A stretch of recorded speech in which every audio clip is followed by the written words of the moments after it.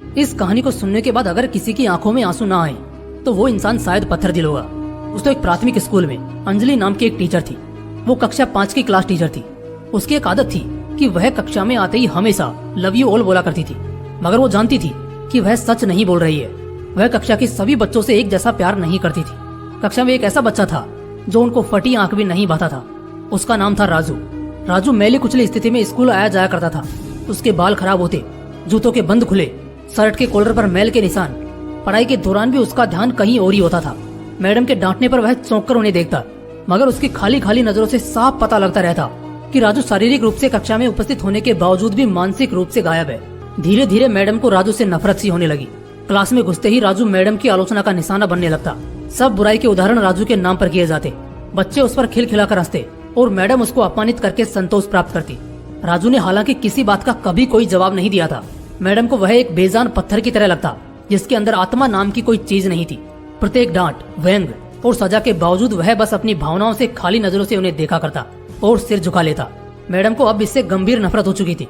पहला सेमेस्टर समाप्त हुआ और प्रोग्रेस रिपोर्ट बनाने का चरण आया तो मैडम ने राजू की प्रगति रिपोर्ट में ये सब बुरी बातें लिख डाली। प्रगति रिपोर्ट माता पिता को दिखाने से पहले हेडमास्टर के पास जाया करती थी। उन्होंने जब राजू की प्रोग्रेस रिपोर्ट देखी तो मैडम को बुला लिया। मैडम, प्रगति रिपोर्ट में कुछ तो राजू की प्रगति भी लिखनी चाहिए। आपने तो जो कुछ लिखा है इससे राजू के पिता बिल्कुल निराश हो जाएंगे। मैडम ने कहा, मैं माफी मांगती हूँ, लेकिन राजू एक बिल्कुल ही अशिष्ट और निकम्मा बच्चा है। मुझे नहीं लगता कि मैं उसकी प्रगति के बारे में कुछ लिख सकती हूँ। मैडम घृणित लहजे में बोलकर वहाँ से उठकर चली गई और फिर स्कूल की छुट्टी हो गई। अगले दिन हेडमास्टर ने एक विचार किया और उन्होंने चपरासी के हाथ मैडम की डेस्क पर राजू की पिछले वर्षों की प्रगति रिपोर्ट रखवा दी। अगले दिन मैडम ने कक्षा में प्रवेश किया तो रिपोर्ट पर नजर पड़ी। पलटकर देखा तो पता लगा कि यह राजू की प्रगति रिपोर्ट है। मैडम ने सोचा कि पिछली कक्षाओं में भी राजू ने निश्चय ही यही गुल खिलाए होंगे और फिर उन्होंने कक्षा 3 की रिपोर्ट खोली। रिपोर्ट पढ़कर उनके आश्चर्य की कोई सीमा नहीं रही जब उन्होंने देखा कि रिपोर्ट उसकी तारीफों से भरी पड़ी है। उसमें लिखा था, राजू जैसा बुद्धिमान बच्चा मैंने आज तक नहीं देखा। बेहद संवेदनशील बच्चा है और अपने मित्रों और शिक्षक से बेहद लगाव रखता है। अंतिम सेमेस्टर में भी राजू ने प्रथम स्थान प्राप्त किया है। इसके बाद मैडम ने कक्षा 4 की रिपोर्ट खोली। इसमें लिखा था, राजू अपनी माँ की बीमारी से बहुत तनाव में है। उसका ध्यान पढ़ाई से हट रहा है। राजू की माँ को अंतिम चरण का कैंसर हुआ है। घर पर उसका कोई और ध्यान रखने वाला नहीं है, जिसका गहरा प्रभाव उसकी पढ़ाई पर पड़ा है। नीचे हेडमास्टर ने लिखा कि राजू की माँ मर चुकी है और इसके साथ ही राजू के जीवन की चमक और रौनक भी। उसे बचाना होगा इससे पहले कि बहुत देर हो जाए। ये पढ़कर मैडम के दिमाग पर भयानक बोझ हावी हो गया। कांपते हाथों से उन्होंने प्रगति रिपोर्ट बंद की। मैडम की आंखों से आंसू एक के बाद एक गिरने लगे। मैडम ने साड़ी से अपने आंसू पोंछे। अगले दिन जब मैडम कक्षा में दाखिल हुई तो उन्होंने अपनी आदत के अनुसार अपना पारंपरिक वाक्यांश आई लव यू ऑल दोहराया, मगर वह जानती थी कि वह आज भी झूठ बोल रही है, क्योंकि इसी क्लास में बैठे एक उलझे बालों वाले बच्चे राजू के लिए जो प्यार वह आज अपने दिल में महसूस कर रही थी वह कक्षा में बैठे और किसी भी बच्चे से अधिक था।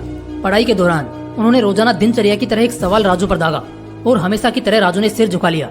जब कुछ देर तक मैडम से डांट फटकार और बाकी स्टूडेंट्स की हंसी की आवाज उसके कानों में नहीं पड़ी तो उसने अचंभे में सिर उठाकर मैडम की ओर देखा तो उनके माथे पर आज गुस्सा नहीं था, वो मुस्कुरा रही थी।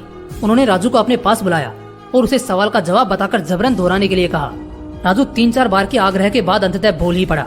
इसका जवाब देते ही मैडम ने न सिर्फ खुद कुसंदाज होकर तालियां बजाई बल्कि सभी बच्चों से भी बजवाई।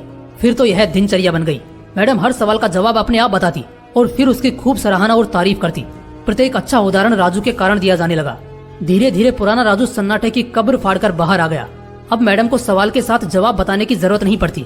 वह रोज सही उत्तर देकर सभी को प्रभावित करता और नए नए सवाल पूछकर सबको हैरान भी करता। उसके बाल अब कुछ हद तक सुधरे हुए होते, कपड़े भी काफी हद तक साफ होते, जिन्हें शायद वह खुद धोने लगा था। देखते ही देखते साल समाप्त हो गया और राजू ने दूसरा स्थान हासिल कर कक्षा 5वीं पास कर ली। यानी अब वह दूसरी जगह स्कूल में दाखिल होने के लिए तैयार था। कक्षा 5वीं के विदाई समारोह में सभी बच्चे मैडम के लिए सुंदर उपहार लेकर आए और मैडम की टेबल पर ढेर लग गया। इन खूबसूरती से पैक हुए उपहारों में एक पुराने अखबार में 72 सलीके से पैक हुआ एक उपहार भी पड़ा था। बच्चे उसे देखकर हंस रहे थे। किसी को जानने में देर नहीं लगी कि ये उपहार राजू लाया होगा। मैडम ने उपहार के इस छोटे से पहाड़ में से लपक कर राजू वाले उपहार को निकाला। खोलकर देखा तो उसके अंदर एक महिलाओं द्वारा इस्तेमाल करने वाली इत्र की आदि इस्तेमाल की हुई शीशी और हाथ में पहनने वाला एक बड़ा सा कंगन था जिसके ज्यादातर मोती झड़ चुके थे। मैडम ने चुपचाप इस इत्र को खुद पर छिड़का और हाथ में कंगन पहन लिया। यह दृश्य देखकर सब बच्चे हैरान रह गए, खुद राजू भी। आखिर राजू से रहा नहीं गया और मिस के पास आकर खड़ा हो गया। कुछ देर बाद उसने अटक अटक कर मैडम को बोला, आज आप में से मेरी माँ जैसी खुशबू आ रही है। इतना सुनकर मैडम की आंखों में आंसू आ गए और मैडम ने राजू को अपने गले से लगा लिया। राजू अब दूसरी स्कूल में जाने वाला था राजू ने दूसरी जगह स्कूल में दाखिला ले लिया था। समय बीतने लगा। दिन सप्ताह, सप्ताह महीने और महीने साल में बदलते भला कहाँ देर लगती है। मगर हर साल के अंत में मैडम को राजू से एक पत्र नियमित रूप से प्राप्त होता, जिसमें लिखा होता, इस साल मैं कई नए टीचर से मिला मगर मैडम आप जैसा कोई नहीं था।